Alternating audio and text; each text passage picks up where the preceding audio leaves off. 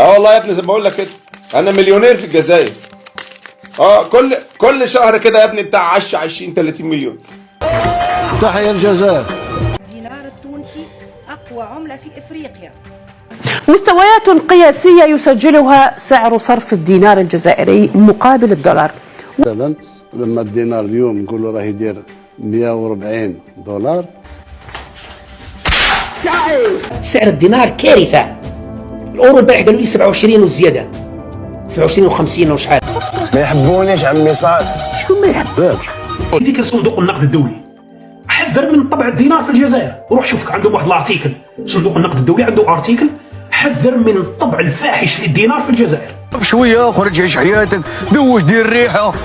Alors voici 200 dirhams, ça vaut environ 18 euros. كاينه. Et voici 200 dinars algériens. Ça vaut rien. Ça vaut rien.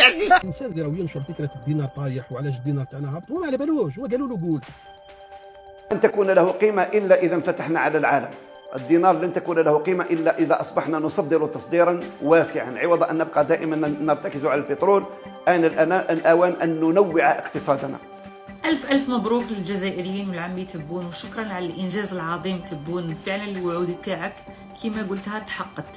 اليوم يعني 9 أكتوبر الدينار الجزائري يصل إلى مستوى انخفاض تاريخي.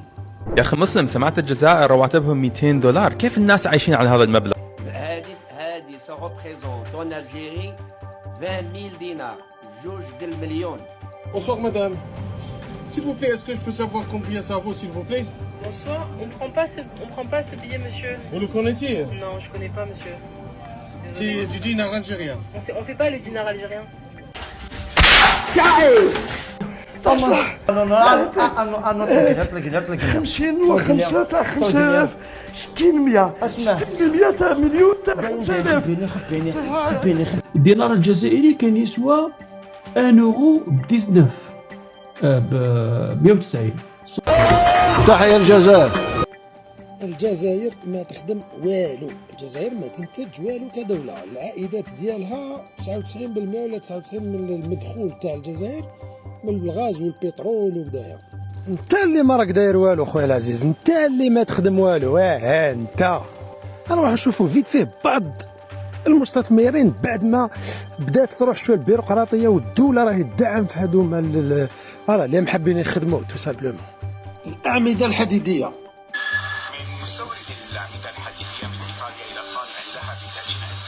اقتحم هذا المجال بعد ان لاحظ احتياج سوق البناء لهذه الدعائم، فحقق الأهم بعد أن تشبع في السوق الوطنية واتجه إلى تصدير هذا المنتوج بقيمة 180 ألف دولار نحو ليبيا في أول صفقة له كبداية. 180 ألف دولار كأول صفقة، وهذه جوست مع ليبيا إن شاء الله. هذه أول قارورة كحول جراحي تنتج في بسكرة من منتوج التمر. انتاج الكحول خوتي العزاز تاع سمعت لي طالون، والله ما نعرف الضمان هذا لي طالون، وهذا الكحول غير استهلاكيه، تسمى الحل الطبيب وما الطبيب اول مره ينتجوه في الجزائر بعد ما كان حكر غير على الاستيراد، كانوا يجيبوه من الخارج. إنه أكبر مصنع لإنتاج البطاريات لجميع المركبات والدراجات والبطاريات الصناعية بإفريقيا. اكبر مصنع في افريقيا اخويا العزيز تاع البطاريات، وخلي البنوات، وكاين بزاف مصانع، وكندير لكم كاع واش كاين. قلعوا دي زوزين قلعوا بلا حساب.